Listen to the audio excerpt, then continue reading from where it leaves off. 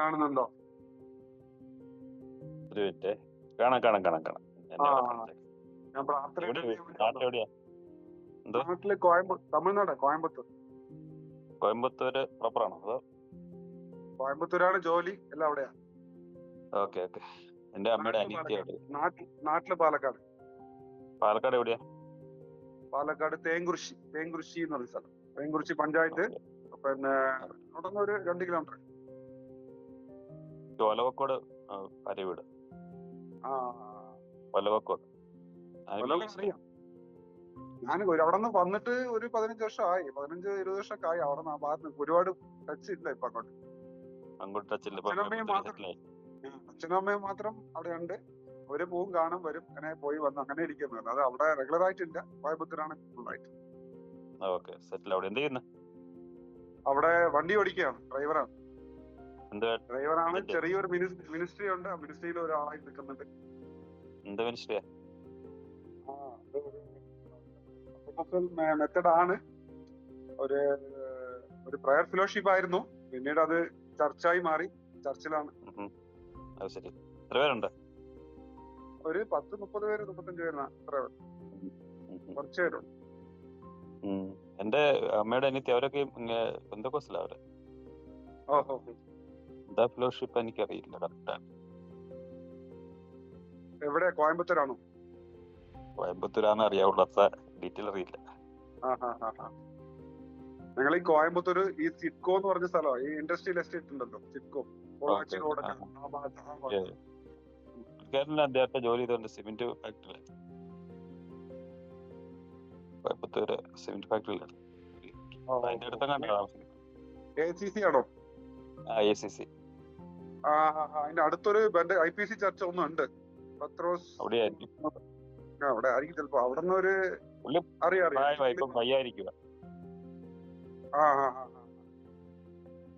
പത്രോസ് pastor ആണോ എന്തോ? Pastor ഒന്നുമല്ല, പുള്ളി സാധാരണ ഒരാളെന്ന് തോന്നുന്നു. എനിക്ക് ആ പാസ്റ്റർ അറിയാം. അവിടെ അടുത്തുള്ള ചർച്ചിന്റെ പാസ്റ്ററിനെ അറിയാം. ഞാന് ഇന്നിപ്പോ ഇതില് പ്രയർ അറ്റൻഡ് ചെയ്യാൻ വേണ്ടി വന്നതാണ്. Okay okay. എങ്ങനെയുണ്ട് നിങ്ങളുടെ പ്രയർ ഒക്കെ? കുഴപ്പമില്ല, നല്ല രീതിയിൽ പോകുന്നു. ഗ്ലോറിയസ് ഗോസ്പലിന് ശേഷം വളരെ മാറ്റമുണ്ട്. നമ്മുടെ മൈൻഡിൽ ഭയങ്കര അനുഗ്രഹമാണ്. ഫ്രീ ആകും നമ്മള്. വളരെ വളരെ ഫ്രീ ആകും. ഞാൻ ആദ്യം ഈ ഗ്രേസിലായിരുന്നു. പിന്നെ ആദ്യം പെന്തക്കോസ്റ്റ് മൂവ്മെന്റിലായിരുന്നു. പിന്നീട് ഗ്രേസിലേക്ക് വന്നു കുറച്ച്. പിന്നീട് ഗ്രേസ് എന്ന് വന്ന ശേഷം നിറയെ ക്വസ്റ്റ്യൻസ് ഉണ്ടായിരുന്നു. പിന്നെ അവിടെ നേരെ ഇപ്പോ എന്താ പറയാ, അത് അണ്ടർസ്റ്റാൻഡ് ആയ ശേഷം അവിടെ നിന്ന് ഒരു പ്രാവശ്യം നമ്മുടെ പാസ്റ്റർ ടിജോ തോമസിന്റെ ചർച്ചിൽ പ്രസംഗിക്കുന്നുണ്ടായിരുന്നു. പക്ഷെ അതിന് വീഡിയോ പിന്നീട് കണ്ടില്ല. അങ്ങനെയാണ് പുള്ളി ശിവ പാസ്റ്റർ കാണും. പിന്നീട് അതിനുശേഷം അതിനൊരു ചോദ്യം എന്റെ ഉണ്ടായിരുന്നു. ഇപ്പോൾ കുറെ ആയിട്ടുണ്ടായിരുന്നു ചോദ്യം ഉണ്ടായിരുന്നു. ഈ എന്താ പറയാ, പിതാവെ ഒരു നാളും കണ്ടിട്ടില്ല എന്നുള്ള ഒരു ചോദ്യം. അത് കാര്യം കറക്റ്റ് ആയിട്ടുള്ള ക്ലാരിറ്റി ആയിട്ടുള്ള ഒരു ആൻസർ തന്നില്ല. നമ്മളും പ്രസംഗിക്കായിരുന്നു. പക്ഷെ നമ്മൾ വിചാരിച്ചു ചിലപ്പോ കറക്റ്റ് ആയിട്ട് അറിയില്ലായിരിക്കും. അത്രമാത്രം അങ്ങനെ ചിന്തിച്ചുള്ളൂ. പക്ഷെ പിന്നീടാണ് അതിന്റെ ഉള്ള പെർഫെക്റ്റ് ആയിട്ടുള്ള ആൻസർ ശിവ പാസ്റ്റർ പറയും. വളരെ അതിനുശേഷം ഇതിന്റെ ഒരു പടിപടിയായിട്ടല്ലേ നമുക്ക് മനസ്സിലാവുള്ളൂ. അതെ. ഒന്നും സാരമാക്കണ്ട. നമ്മള് ഓരോ സമയത്ത് ഓരോ സാഹചര്യം സൂര്യൻ കിഴക്കാൻ ഉച്ചതാൾ മനസ്സിലാക്കുന്ന അങ്ങനെയുള്ളൂ. അതിക്കുള്ള നമുക്ക് ആ സമയത്ത് മനസ്സിലാക്കാൻ പറ്റത്തില്ല. എല്ലാം കൂടെ ഇട്ടപടി ഒന്ന് പെട്ടെന്ന് കിട്ടിയാൽ ശരിയാകത്തുമില്ല. അതിന്റെ സംശയങ്ങൾ വരണം, ആവശ്യങ്ങൾ ചോദിക്കണം. അല്ലെ, നിങ്ങള് എന്ന് പറഞ്ഞാൽ സംശയങ്ങളിൽ വരുന്നത് എല്ലാം മാറ്റി കിട്ടണം, എന്നാലേ ഫ്രീ ആവുള്ളൂ. സംശയം ഉണ്ടെങ്കിൽ നമ്മൾ ഫ്രീ ആണ്. അങ്ങനെ പിന്നെ സുജിത് ബ്രദറിന്റെ മറ്റേ ഗ്ലോറിയസ് കോപ്പറിന്റെ വീഡിയോ ചാനലിൽ നമ്പർ ഉണ്ടായിരുന്നു. അങ്ങനെ ചെയ്യും. പിന്നെ ഈ ന്യൂറോ ക്ലാസ്സിലുണ്ട്, പഠിച്ചായിരുന്നല്ലോ. അറ്റൻഡ് ചെയ്തു, പഠിക്കാൻ ദൈവകൃപ ചെയ്തു. വളരെ സന്തോഷമായിരുന്നു. വളരെ സന്തോഷമായി. എല്ലാവരും സന്തോഷമായി. പാസ് എടുത്ത് ഇതൊക്കെ ആൾക്കാരെ പഠിപ്പിക്കുമ്പോ അവരെന്നാ പറയുന്നത്? നമ്മുടെ ആൾക്കാരെ പഠിപ്പിക്കുമ്പോൾ അവരുടെ റിയാക്ഷൻ അത് വളരെ കുറച്ചുപേരൊക്കെ ഓടിപ്പോയി. ആദ്യം നമ്മളൊരു 70-80 പേരെ ഇഷ്ടം. ഈ ഗോത്ര സങ്കല്പം എല്ലാവർക്കും ഇഷ്ടം. കാര്യം എന്റെ കാര്യങ്ങൾ സാധിച്ചെടുക്കണം, അതാണല്ലോ മെയിൻ കാര്യം. അല്ലാതെ ദൈവത്തെ അറിയാനോ എന്നതല്ല പ്രധാനം. നമ്മള് ഞങ്ങളുടെ ഇതിനകത്ത് ഈ ലിറ്ററേച്ചറിക്കകത്തൊക്കെ ഈ ഒന്നിനകത്തും പേഴ്സണൽ ആയിട്ടുള്ള ഒരു കാര്യങ്ങൾ നമുക്ക് ചോദിക്കുന്നില്ല. ഒന്നും പേഴ്സണൽ ആയിട്ട് ചോദിക്കുന്നില്ല. കാര്യം നമ്മളെ സ്ലീഹന്മാരെ അവരൊക്കെ നോക്കുമ്പോൾ അവരൊക്കെ ഇല്ലായ്മ ഉള്ളതെല്ലാം ഉപേക്ഷിച്ചിട്ട് ഒന്നുമില്ലാതെ പൗലോസ്ലീഹയൊക്കെ മരിച്ചു പോകുമ്പോളെ പുള്ളിക്ക് ഒരു കമ്പിളിബോധം പോലും ഇല്ലായിരുന്നതാണ്. വലിയ ധനികനായിരുന്നു. അവരൊക്കെ കഷ്ടത്തിലൂടെ കടന്നുപോയത്. അങ്ങനെ പിതാക്കന്മാരെല്ലാം അങ്ങനെ വലിയ കഷ്ടത്തിലൂടെയൊക്കെ കടന്നുപോയത്. ഇന്ന് വന്നപ്പോ എല്ലാം സുഖിമാന്മാരായിട്ട് ജീവിക്കാനാണ് ഇഷ്ടം. അപ്പൊ അവർക്ക് നമ്മൾ ഈ പറയുന്നത് അങ്ങോട്ട് അത് കുറ്റമല്ല. ഒരു നമ്മളല്ലേ സൂര്യന്റെ കാര്യം പറഞ്ഞ പോലെ അത് ആദ്യവാദി അങ്ങനെയൊക്കെയാണ്. നമ്മളതിനെ കുറ്റപ്പെടുത്തേണ്ട ആവശ്യമില്ല. പിന്നെ പയ്യെ നമ്മളത് സംശയങ്ങൾ പറഞ്ഞു. ഇതുപോലെ സംശയം വന്നാലേ നമുക്ക് ഗുണമുള്ളൂ. ശരിയാ. എനിക്ക് കാണുന്നതിന് മുന്നേ ഒരു സംശയം ഉണ്ടായിരുന്നു. ഈ ഇതാണ് ദൈവത്തിനെ കുറിച്ച് പഴയ നിയമത്തിൽ പറയുന്നതും പുതിയ നിയമത്തില് ക്രിസ്തു വെളിപ്പെടുത്തിയ ദൈവത്തിനും ഒരുപാട് വ്യത്യാസം ഉണ്ടായിരുന്നു. അപ്പൊ ഞാൻ പ്രസംഗിച്ചിട്ടുണ്ടായിരുന്നു എന്ന് പറഞ്ഞ് ദൈവത്തെ അറിഞ്ഞിരുന്നില്ല, അറിയാനുള്ള ഒരു ഇത് കിട്ടിയിരുന്നില്ല എന്നുള്ളൊരു അണ്ടർസ്റ്റാൻഡിങ്ങിലായിരുന്നു. പിന്നീട് മെയിൻ പ്രശ്നം കിടക്കുന്ന വെച്ചാല് ഈ പഴയ നിയമവും പുതിയ നിയമവും ഒന്നിച്ച് കെട്ടിവെച്ചു. അത് ശരിയാ. അപ്പം പഴയ നിയമം തൊട്ടേക്ക് പഠിച്ചുകൊണ്ട് വരിക. അപ്പം ആദവും ഹവ്വായും അവരെ ഏദൻ തൊട്ട് ഇറക്കി വിടുന്നു. ഒരു പഴം കഴിച്ചതിന് ഇതൊക്കെ മനുഷ്യന്റെ മനസ്സ് വരുന്നതിന് ദൈവത്തെ സംശയിക്കാൻ തുടങ്ങി. ദൈവത്തെ കുറിച്ചുള്ള ഇമേജ് അവിടെ നിന്ന് അങ്ങ് പോയി, സ്ട്രോപ്പായി. എന്നാലും നേരെ മറിച്ച് ബേദൽഹേമിൽ തുടങ്ങുവാണെങ്കിൽ സ്റ്റാർ കണ്ടു പിള്ളേരെയൊക്കെ പഠിപ്പിക്കുവാണെങ്കിൽ നമുക്കൊരു ഉത്സാഹം, അവിടുന്ന് ഉത്സാഹം വരുന്നത്. സ്റ്റാർ കാണുകയാണ്, സന്തോഷത്തിന്റെ ദിവസങ്ങൾ. അത് ഇപ്പൊ ഞങ്ങളുടെ ഇതിനകത്താണ് എല്ലാം ഉണ്ട്. ഈ പഴയ നിയമത്തിലെ ഒത്തിരി കാര്യങ്ങള് അത് പഴയ നിയമം മനസ്സിലാക്കാൻ പാടാ നമുക്ക്, ഈ പ്രകാശം ഇല്ലെങ്കിൽ. ആദ്യത്തെ അവിടുന്ന് ഇറക്കി വിട്ടെന്നൊക്കെ പറയുമ്പോൾ അത് പഠിച്ചു കഴിഞ്ഞിട്ട് നമ്മൾ ദൈവത്തെ മനസ്സിലാക്കി കഴിഞ്ഞിട്ട് മനസ്സിലാക്കുമ്പോൾ കുഴപ്പമില്ല. അതിനെ നമുക്ക് പ്രശ്നമൊന്നും വരത്തില്ല. മറ്റേന്ന് പറഞ്ഞാൽ നമുക്ക് ദൈവത്തെ ഇങ്ങനെ ഒരു സംശയാലുവായിട്ട് നമ്മൾ കാണുള്ളൂ. ഒരു ക്രൂരനായിട്ട് നമ്മുടെ മനസ്സിൽ പതിഞ്ഞു പോകും. കാര്യം ഒരു പഴത്തിന് വേണ്ടി ഇറക്കി വിട്ടെന്ന് പറയുമ്പോൾ അപ്പൊ ഓർക്കും എന്റെ അപ്പനും അമ്മ ഇതിലൊക്കെ എത്ര നല്ലതോ. അതെ, ഇതൊക്കെ ബേസിക്കലി ക്വസ്റ്റ്യൻ പിള്ളേര് ചോദിക്കാൻ എന്തിനാ രണ്ടുപേരും വെച്ച് ഒരുപാട് വെച്ചാൽ പോരായിരുന്നു. പിള്ളേരുടെ ജെനുവിൻ ക്വസ്റ്റ്യൻ ഒന്നും ഇവിടെ ആൻസർ ഇല്ല. അപ്പൊ അവിടെ ഓർത്തിട്ട് അവരുടെ വിശ്വാസത്തിന്റെ അതങ്ങ് പോവുക. നേരെ മറിച്ച് പുതിയ നിയമത്തില് തുടങ്ങുവാണെങ്കിൽ കുഴപ്പമില്ല. പിന്നെ പഴയ നിയമം കുഴപ്പമില്ല. പഴയ നിയമത്തിനകത്ത് നമ്മള് അതൊന്നും കളയേണ്ട ആവശ്യമില്ല. നമുക്ക് അതിനകത്ത് നല്ല കാര്യങ്ങളൊക്കെ എടുക്കാം. പക്ഷെ വലിയ ഗുണമൊന്നും ഇല്ല, പറഞ്ഞിട്ട് കാര്യമില്ല. ഇതൊക്കെ വെറുതെ എന്താ പറയുക, യഹൂദന്മാരുടെ ആ ഇരുട്ടിലെ കൂടെ പോയ സങ്കല്പങ്ങളാണ്. ഇരുളിലൂടെ കണ്ട ദൈവത്തെയാണ്. അതാ ഇരുളിൽ സഞ്ചരിക്കുന്ന വചനത്തെ എന്നൊക്കെ പറയുന്നത് നമ്മൾ പ്രാർത്ഥിക്കും. ഇരുളിൽ സഞ്ചരിക്കുന്ന വചനങ്ങളുണ്ട്. അത് മനസ്സിൽ ഇരുള് വന്നാൽ പിന്നെ ഇരുള, ലൈറ്റ് വരത്തില്ല. ലൈറ്റ് വരെ ക്രിസ്തു തന്നെ പറഞ്ഞു. എനിക്ക് നല്ലൊരു സാക്ഷിയുണ്ട്. ഞാൻ ഈ ക്രിസ്തുവിട്ട് വരാനുള്ള കാരണം തന്നെ ഒരു വലിയ സാക്ഷിയാണ്. അത് പാസ്റ്റടുത്ത് പറയുമ്പോൾ പറഞ്ഞിരിക്കുന്നു. അപ്പൊ ഏതായാലും ഇവിടെ ഓപ്പൺ ചെയ്യാം. അത് എന്ന് പറഞ്ഞു കഴിഞ്ഞാൽ ഒരു 5 മിനിറ്റ് സമയം ഉണ്ടാവുമല്ലോ അല്ലേ? ഒരു മിനിറ്റ് പറഞ്ഞു. സമയം ഉണ്ടാവുമല്ലോ അല്ലേ? പറഞ്ഞു. ഞാന് ഒരു പെന്തക്കോസ്റ്റില് ഒരു സഹോദരൻ ഒന്നാണ് എന്റെ അടുത്ത് ആദ്യമായിട്ട് ഇങ്ങനെ സുവിശേഷമൊക്കെ പറയുന്നത്. എനിക്കപ്പൊ യേശു എന്ന് പറഞ്ഞ പേര് പോലും അറിയത്തില്ല. ഞാൻ ഈ എന്താ പറയാ, ഒരു ചെറിയ ഗ്രാമമാണ്, തേങ്കൃഷി ഗ്രാമം എന്ന് പറഞ്ഞ ഈ ഒടിയൻ പടമൊക്കെ എടുത്ത അറിയാമല്ലോ. ആ ഒടിയൻ കഥയൊക്കെ ഞാൻ ചെറുപ്പം മുതൽ കാതിൽ കേട്ട് വളർന്ന ഒരു സ്ഥലം എന്റെ ഞങ്ങളുടെ പഞ്ചായത്തിലുള്ള ആൾക്കാർ.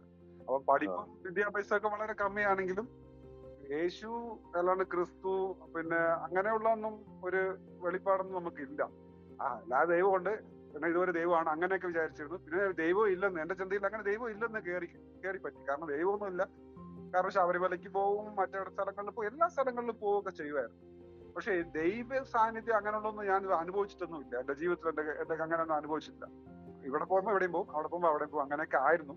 അപ്പൊ ഒരു പ്രാവശ്യം ഒരു പെന്തക്കോസ്റ്റിലെ ഒരു തിരുവനന്തപുരത്തുള്ള ഒരു പയ്യനാണ്. പുള്ളിയാണ് നമ്മുടെ ഞാൻ ബാംഗ്ലൂരായിരുന്നു, ബാംഗ്ലൂരില്ല ഒസൂറായിരുന്നു. ഒസൂറിൽ ഇലക്ട്രിക്കൽ വർക്ക് ചെയ്തതായിരുന്നു. അപ്പോ അവിടെ എന്റെ കൂടെ ജോലി ചെയ്യാൻ ഒരു പയ്യൻ വന്നായിരുന്നു. ആ പയ്യൻ പറഞ്ഞു യേശുക്രിസ്തു ഇങ്ങനെ ജീവിക്കുന്ന ഒരു ദൈവം ഉണ്ടെന്ന് പറഞ്ഞു. പുള്ളി മതമാറ്റം വന്നാണോ, അടിയിപ്പൊ കിട്ടുമെന്ന് പറഞ്ഞു. ഞാൻ അങ്ങനെ പറഞ്ഞു കേട്ടോ. കാരണം മതം മാറ്റം വന്നാണോ നീ? എനിക്ക് ഇതൊക്കെ നിങ്ങളെ ഈ ആൾക്കാരിനൊക്കെ എനിക്കറിയാം. കാരണം എന്റെ കാതിൽ കേട്ടതൊക്കെ ഇങ്ങനെയുള്ള ഒരു വോയിസ് ആയിരുന്നു.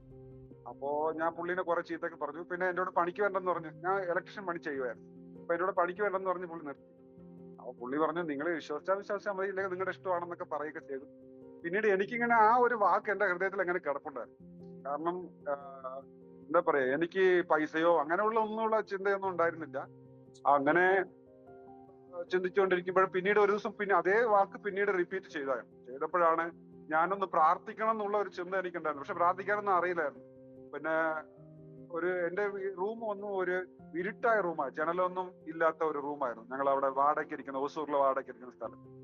അപ്പോ എന്റെ പ്രാർത്ഥന, ഞാൻ വൈകിട്ട് ഇയാള് പറഞ്ഞത് ചിലപ്പോൾ സത്യമായിരിക്കുമോ എന്ന് നോക്കണം എന്നുള്ളൊരു ചിന്ത എന്റെ ഉള്ളിൽ തോന്നി. അപ്പോ ദൈവം ഇല്ല എന്നുള്ള ചിന്തിച്ച് എങ്ങനെ വേണം ജീവിക്കുക എന്നുള്ള ഒരു മൈൻഡ് സെറ്റ് ആണ് എന്റെ അപ്പൊ ആ സമയത്തുള്ളത്. എങ്ങനെ ജീവിക്കാം, മരിക്കുമ്പോ എങ്ങനെയും പോവാം എന്നുള്ളതൊക്കെ ഒരു രീതിയായിരുന്നു. അപ്പോ ഞാനങ്ങനെ ഇരിക്കുമ്പോ രാത്രിയിൽ ജസ്റ്റ് ഇയാള് പറഞ്ഞ് ചിലപ്പോൾ സത്യമായിരിക്കുമോ ഒന്ന് നോക്കാന്ന് പറഞ്ഞ് ഒരു ചെറിയൊരു ഓട്ട സ്റ്റൂളായിരുന്നു, ഒരു നല്ല ഒരു സ്റ്റൂളായിരുന്നു. റൂമിൽ എല്ലാ ലൈറ്റ് ഓഫ് ചെയ്തു. അപ്പൊ ഇരുട്ടിൽ തന്നെ കൂടുതൽ ഇരിക്കുന്നു. അപ്പൊ അവിടെ ഇരുന്ന് പ്രാർത്ഥിക്കാന്ന് അറിയത്തില്ല. നീ ജീവനുള്ള ദൈവമാണെങ്കിൽ എനിക്കൊന്ന് എന്നെ വെളിപ്പെടും, എന്നാലും ഞാൻ വിശ്വസിക്കത്തുള്ളൂ, അല്ലെങ്കിൽ ഒന്നും വിശ്വസിക്കത്തില്ല എന്നാണ് എന്റെ പ്രാർത്ഥന. അത്രേ ഉള്ളൂ. നീ ജീവിക്കുന്ന ദൈവമാണെങ്കിൽ എനിക്കൊന്ന് അറിയണം, ഇത്രേ ഉള്ളൂ. ഒറ്റ ക്വസ്റ്റ്യനാ. അപ്പോ ഞാൻ അങ്ങനെ ഇരിക്കുകയായിരുന്നു. പെട്ടെന്നായിരുന്നു എന്റെ ശരീരം അങ്ങ് വൈബ്രേഷൻ ആയി. എനിക്ക് അങ്ങനെയൊന്നും അനുഭവം മുന്നേ ഉണ്ടായിട്ടില്ല. ശരീരം ഒരു ഭയങ്കര വൈബ്രേഷൻ ആയിരുന്നു. അപ്പൊ എനിക്ക് ഇത്തിരി പേടി വന്നു. എന്താ പുതിയ ഒരു അനുഭവം ആണല്ലോ എന്നുള്ള രീതിയിൽ. പെട്ടെന്ന് ഞാൻ കണ്ണ് മൂടിയും തുറന്നൊക്കെ നോക്കി, ഇതെന്താ സംഭവിക്കണോ, എന്റെ ശരീരത്തിൽ എന്താ സംഭവിക്കുന്നത് എനിക്ക് മനസ്സിലാകാത്ത പോലെ ഒരു അനുഭവം എന്റെ ഉണ്ടായിരുന്നു. പെട്ടെന്ന് ഒരു ചെറിയ വെളിച്ചം ദൂരെ എവിടെയോ കാണുന്ന പോലെ എന്റെ കണ്ണ് മൂടിയപ്പോ തോന്നി. കണ്ണ് തുറന്നപ്പോഴും അതേപോലെ തോന്നി. കാരണം വീട് ഫുള്ള് ഡാർക്കായിരുന്നു, ഇരുട്ടായിരുന്നു, ഒരു ജനലൊന്നും. അതുകൊണ്ട് അപ്പോ കുറച്ച് ഒരു 5 മിനിറ്റ്, 2 മിനിറ്റ്, 3 മിനിറ്റ് ആ ഗ്യാപ്പിന്റെ ഉള്ളിൽ തന്നെ ആ വെളിച്ചം എന്റെ വീട് ഫുള്ള് നിറഞ്ഞു. എന്താ പറയാ, ഞാൻ ഇലക്ട്രീഷ്യൻ ആയതുകൊണ്ട് ഒരു 10, 200, 300 ട്യൂബ് ലൈറ്റ് മൊത്തമായിട്ട് അങ്ങ് ഇട്ട് എങ്ങനെ ഉണ്ടാവും. ഞാൻ പേടിച്ച് ചാടി അവിടെ നിന്ന് ഒറ്റ ഓട്ടം. ഞാൻ ഓടുമ്പോ പറഞ്ഞതാ, യേശു ജീവിച്ചിരിക്കുന്ന ദൈവമാണ്, ഞാൻ വിശ്വസിച്ചേന്ന് പറഞ്ഞിട്ട് ഓടി. ഇതാണ് ആ റൂമിൽ. ആരുമില്ലായിരുന്നു കേട്ടോ, ആരുമില്ലായിരുന്നു. ഞാൻ ഉടനെ ആ പയ്യനെ വിളിച്ചിട്ട് പറഞ്ഞു, നിന്റെ ദൈവം സത്യമായിട്ടാണ്, ജീവിക്കുന്ന ദൈവം തന്നെയാണ്. എനിക്ക് മനസ്സിലായിരുന്നു. അന്ന് എന്റെ എല്ലാ ബാഡ് ഹാബിറ്റുകളും താനെ എന്റെ എടുത്തു പോയി ആ ദൈവത്തിനെ പിന്തുടർന്ന് പോയതാണ്. എന്റെ വീട്ടിലാരും അതിൽ പിന്നോട്ട് വരുന്നൊന്നുമില്ല. എങ്കിലും എന്റെ ജീവിതം ഇനി എന്താണ് യേശു ക്രിസ്തു എന്ന് പഠിക്കാൻ വേണ്ടി പഠിക്കാൻ തുടങ്ങിയ ആ ട്രാവലിംഗ്. ഇപ്പൊ വന്ന് നിൽക്കുന്നത് ശിവഭാസന്റെ ഈ ഗ്ലോറിയസ് ഗോസ്പലാണ് ഇപ്പൊ നിൽക്കുന്നത്. അപ്പൊ അങ്ങനെ ബന്ധകോസ്റ്റ് മൂവ്മെന്റിൽ കുറെ പോവുകയും പിന്നെ അഭിഷേകം പ്രാപിക്കുക എന്നുള്ള രീതിയിൽ അഭിഷേകം പ്രാപിക്കുകയും പിശാചികളെ മാറ്റുകയും അങ്ങനെ പ്രാർത്ഥന യോഗങ്ങളുടെ കൂടുതൽ പോവുകയും പിന്നെ പ്രാർത്ഥന നടത്തുകയും അങ്ങനെയൊക്കെ ചെയ്യുന്നു. അപ്പൊ അങ്ങനെയാണ് കോയമ്പത്തൂർ എത്തുന്നത്. കോയമ്പത്തൂർ എത്തി ഇവിടെ ഒരു പ്രാർത്ഥന, ക്രൈസ്റ്റ് ജീസസ് പ്രയർ ഫെലോഷിപ്പ് എന്ന് പറഞ്ഞൊരു ഇതിലിവിടെ എത്തിയും ഇപ്പൊ തുടങ്ങിയിട്ടുണ്ടായിരുന്നു. അതിൽ 10-70-80 പേരൊക്കെ വരുമായിരുന്നു ആദ്യം. പിന്നീട് അങ്ങനെ ട്രാവൽ ചെയ്ത് ഇപ്പൊ ഒരു ചർച്ച ഉണ്ട്. ആ ചർച്ചിന്റെ ലീഡർഷിപ്പിൽ നിൽക്കുകയാണ്. അങ്ങനെയാണ് ഇപ്പൊ. അങ്ങനെ എത്തിയ ശേഷമാണ് ഞാൻ എന്റെ സ്വന്തം ജോലി ചെയ്താണ് ഞാൻ ഈ എല്ലാം ചെയ്യുന്നത്. കാരണം ഈ വരുന്ന വരുമാനത്തിൽ നിന്ന് 1 രൂപ പോലും ഞാൻ ഇതുവരെയ്ക്കും എടുക്കുന്നില്ല. എന്റെ സ്വന്തം ജോലി ചെയ്ത് ഞാൻ ഓട്ടോറിക്ഷ ഓടിച്ചിട്ടാണ് ആ വരുമാനം കൊണ്ട് എന്റെ കുടുംബത്തെ നോക്കുകയും ബാക്കിയുള്ളതല്ല സഭയിലുള്ള കാര്യങ്ങൾ അത് മാത്രം നോക്കും. അങ്ങനെയാണ് എന്റെ ശുശ്രൂഷ. അതുകൊണ്ട് തന്നെ ഗ്ലോറിയസ് ഗോസ്പൽ കേൾക്കുമ്പോൾ തന്നെ എനിക്ക് വളരെ സന്തോഷമാണ്. വളരെ ഉപയോഗം ഉണ്ടായിരുന്നു. കാരണം വളരെ ഒരു അണ്ടർസ്റ്റാൻഡിങ്ങിൽ റൈറ്റ്ലി ഡിവൈഡ് ബൈബിൾ പറഞ്ഞ പോലെ ആ വിഷയം വളരെ വളരെ നല്ല ഒരു കാര്യം. അത് നമ്മൾ മാത്രമല്ല, നമ്മുടെ പിന്തുടർന്നവർക്കും പറയാൻ ഒരു വലിയ ഒരു ഈ കാലത്ത് ശിവപാസ്റ്റർ പോലുള്ള ഒരു വ്യക്തിയെ ആണ് കണ്ടുമുട്ടുന്നത് പറഞ്ഞ വലിയൊരു സംഭവം തന്നെയാണ്. ദൈവം നിയോഗിക്കുന്നില്ല. ദൈവം കറക്റ്റ് സമയത്ത് നമുക്ക് ഓരോരുത്തരെ കാണിച്ചു തരും. അതെ അതെ, അതിന്റെ പിന്നിൽ പ്രവർത്തിക്കുന്നില്ല ദൈവമാണ്. തീർച്ചയായും ഞാനത് വിശ്വസിക്കുന്നു. പിന്നെ അനുഭവം ഉണ്ടായോ അതുപോലത്തെ? പിന്നീട് അനുഭവം ഉണ്ടായെന്ന് പറഞ്ഞു കഴിഞ്ഞാൽ പിന്നീട് ഒരു പ്രാവശ്യം കൂടെ അങ്ങനെയുള്ള ഒരു അനുഭവം ഉണ്ടായില്ല. ദൈവം വെളിച്ചമാണെന്നുള്ളത് ഒരു പെർഫെക്റ്റ് ആയിട്ട് എന്നെ തോന്നി. എന്നെ എത്രയോ പേര് പിന്തിരിപ്പിക്കാൻ തോന്നി, പക്ഷെ എനിക്ക് അതൊന്നും തോന്നുന്നില്ല. ആക്ച്വലി എന്തൊക്കെയോ എന്റെ കുടുംബത്തിലോ വന്നിട്ടോ എന്തൊക്കെയോ തോന്നി. ആദ്യം ഈ ബന്ധക്കോസ്റ്റ് ബാക്ക്ഗ്രൗണ്ടിൽ ആയിരുന്നപ്പോൾ നിറയെ പ്രശ്നമുണ്ടെന്ന് പറഞ്ഞാൽ അവരോടൊന്നും അറ്റാച്ച് ചെയ്യത്തില്ലായിരുന്നു. കാരണം അവരിങ്ങനെ വിശുദ്ധി എന്നുള്ള രീതിയിൽ എന്നെ മാറ്റി കൊണ്ടുവരുന്നു. അത് ഒരുപാട് എന്റെ സ്വന്തത്തിന്റെയും ബന്ധങ്ങളൊക്കെ ഒരുപാട് ഞാൻ മിസ് ചെയ്തു. പക്ഷെ അവരെയൊക്കെ ഒന്ന് ചേർത്ത് പിടിക്കാൻ മതിയായിരുന്നു. പക്ഷെ ഒരു 10 വർഷം അത് എന്റെ ഒരുപാട് വേസ്റ്റ് ആയി. ഇപ്പോഴാണ് എല്ലാം അങ്ങനെ ഒരു പിശാചുക്കളാണ്. സാധിക്കും. അങ്ങനെ ഒക്കെ ഉണ്ടായി. പിന്നീട് കുറെ മിറക്കിൾസ് ഒക്കെ നടന്നിട്ടുണ്ട്. അങ്ങനെ കുഴപ്പമില്ല, ദൈവം കൃപയായിട്ട് ഇങ്ങനെ കൊണ്ടുപോകുന്നു.